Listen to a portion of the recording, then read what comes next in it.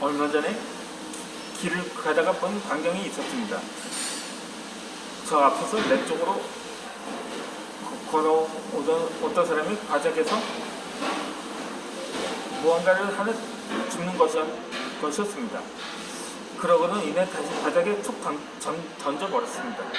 그 사람이 지나가고 난 후 그게 뭘까 궁금해서 봤더니 10원짜리 동전이었습니다. 나 같아도 그 사람과 크게 다르지 않게 행동했을 것 같습니다. 요즘은 구경하기조차 쉽지 않은 별볼일 없는 동전이니 말입니다.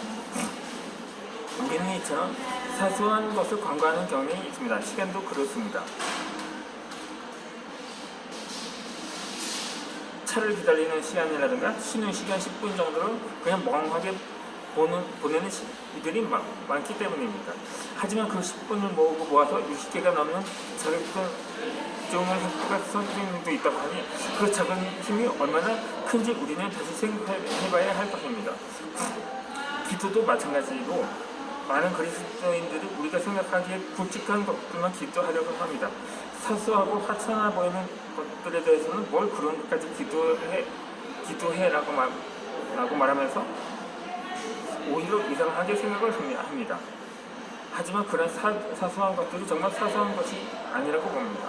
우리가 작다고 별것 아니라고 치부해버린 것들이 하나님 보시기에도 그렇진 않다고 보기 때문입니다. 기도에는 크기가 없습니다. 암에 걸려서 암을 낫게 해달라고 금식하며 기도하는 것만이 기도가 아닙니다. 정말 피곤한 아침에 출근길에 자리에 앉아서 가게 해달라고 아뢰는 것도 기도입니다. 우리가 생각하기에 큰 것이든 작은 것이든 무엇이든지 믿고 구하는 것은 다 받을 수 있는 것이 기도입니다. 다만 정욕을 위해 구하는 것이나 물질적인 욕심을 구하기 위해서 그것을 구하는 것은 아니라면 말입니다. 그렇게 해서 성경에도 그렇게 기록되어 있습니다.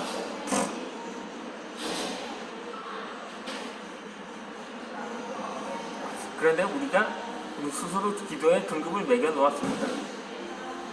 큰 것과 작은 것, 중요한 것과 그렇지 않은 것, 하나님의 기준이 아닌 우리의 기준에 따라 기도를 구분해 놓은 것입니다. 그래서 큰 것과 중요한 것만 기도해야 하고 작은 것과 중요하지 않은 것은 기도하지 않아도 된다고 생각을 합니다. 하나님이 얼마나 바쁘신다. 그 정도는 우리가 스스로 알아서 해야 하지 않을까라고 말입니다. 감히 피점론에 지나지 않은 우리가 창조주이신 하나님을 걱정하는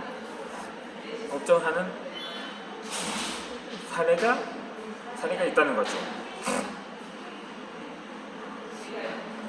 일이 이쯤 되니 우리는 일상생활에서 하나님을 거에 제쳐놓고 살아갈 때가 많습니다. 가족이 심각한 병에 걸렸거나 경제적으로 어려움에 처했을 때, 진로의 갈림길에 서 있을 때 그제서야 하나님 앞에 부랴부랴 달려갑니다. 이렇게 우리는 평상시에 하나님을 외딴 곳에 모셔두고 살다가 상황이 급해진 다음에야 하나님을 찾는 데 익숙해져 있다는 거죠.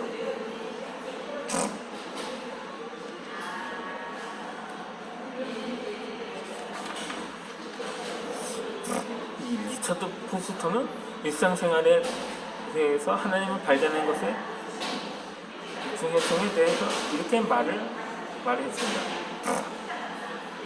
하나님을 거창하거나 영웅적인 것을 발견되는 것이 아니라 일상적이고 평범한 것 속에서 발견된다. 가정과 직장에서의 일상적인 생활에서 하나님을 찾지 못한다면 우리는 어디에서도 하나님을 찾을 수가 없다. 우리의 삶은 교향하게 되어야 한다. 일하는 것과 노는 것, 가정 예배, 수면까지도 영원한 곳에 거룩한 처소가 되어야 한다고 말입니다. 이렇게 우리는 어디서나 하나님을 찾고 아뢰어야 합니다. 시간도 장소도 따로 정할 필요가 없습니다. 학교나 직장은 물론 집에서도 하나님을 만나야 한다는 거죠. 버스나 전철을 기다리는 동안에라든가 운전을 하다가 잠시 신호등에 걸렸을 때에도 심지어 화장실에서도 얼마든지 기도를 할 수가 있습니다. 물론 그래야 해야 한다는 거죠. 단지 민망하다고 부끄럽다고 생각이 될 수가 된다고 한다면 결코 그렇지도 않습니다. 일상생활에서의 어려움도 하나님께 낱낱이 구해야 합니다. 고상한 척을 하는 것이 아니라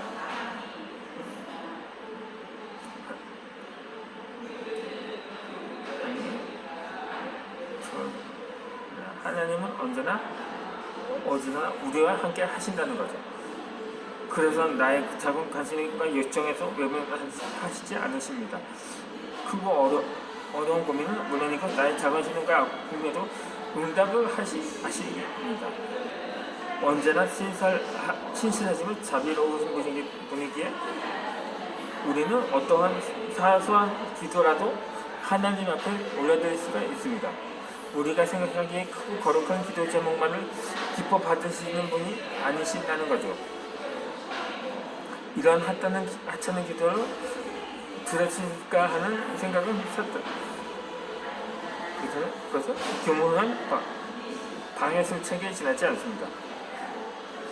하느님께서 하나님 앞에 하찮은 기도는 없습니다. 그런 쓸데없는 염려를 하지 말고 모든 일에 기도하되 감사함으로 아뢰라라고 성경에서도 말하고 있습니다. 있는 거죠. 이 어린 아이들은 단순합니다. 무언가 이 필요를 할 때는 분명 부모를 찾습니다. 엄마가 자신의 요청을 들어줄까 안 들어줄까, 이 말을 하면 아빠가 혼내지 않을까 고민하지 않습니다.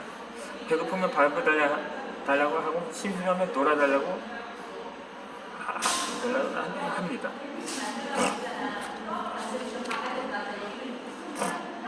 그러다 마음에 안 들면 울기도 하고 기분이 좋으면 몇 번이고 깔깔대고 웃음을 고칠 줄 모릅니다. 그게 아이들이라는 거죠. 심각하게 인생에 걸린 문제를 은연하지도 않습니다. 생활 속에서 자신이 필요한 것을 구하고 자신이 원하는 것을 늘 제공해주는 부모에게 당연하게 요청하고 부모들은 그에 응답을 합니다.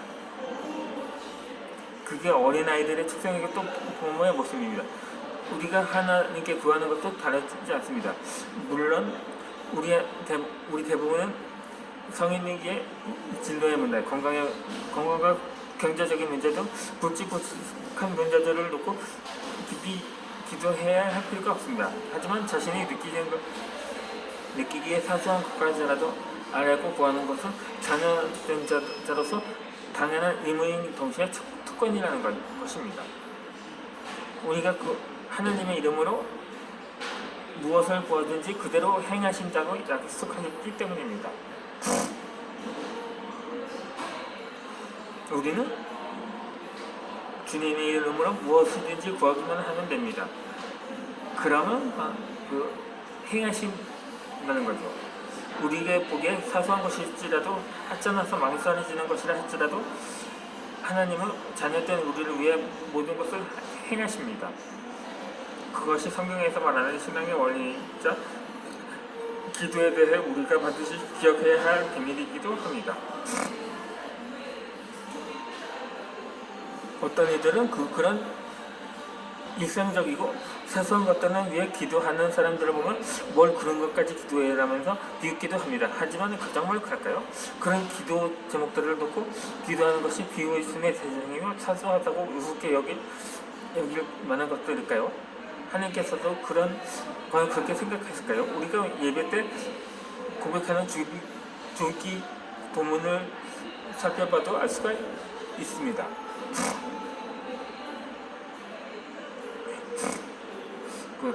마태복음 6장에 나오는 주기도문은 주님이 우리에게 이렇게 기도하라고 알려주신 기도 지침서입니다. 그런데 그 기도문에 맨 처음에 언급하는 것이 무엇인가요? 바로 일용할 양식을 주시고입니다. 그분의 나라와 권세와 영광이 아버지께 영원히 있기를 구하는 것은 맨 나중입니다. 두 번째로 나오는 말은 내 죄를 용서해 달라는 것이고, 이어서 악에서 구해 달라는 내용이 나옵니다. 맨 뒤에 가서야 하나님의 나라와 권세와 영광이 있기를 구합니다. 그렇게 예수님이 가르쳐 주신 기도가 그렇습니다. 우리의 기도 가운데 가장 중요하고 우선시해야 할 제목은 그 어떤 거룩한 것이 아닌 것입니다.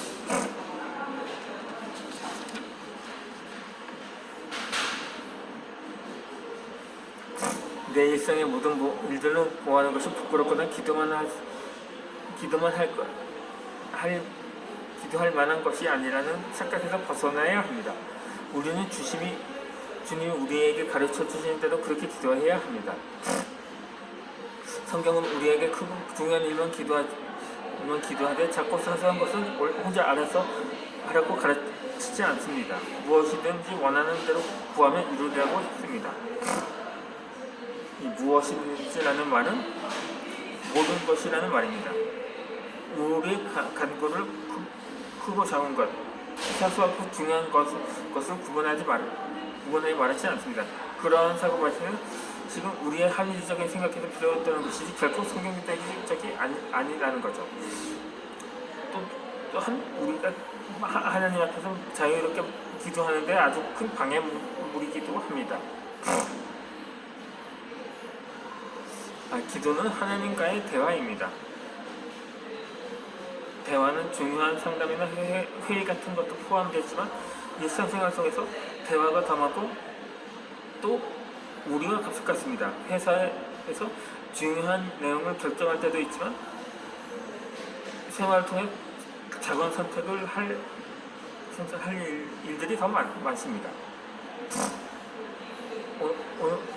오늘 영상을 여기서 마치고 다음에 뵙겠습니다.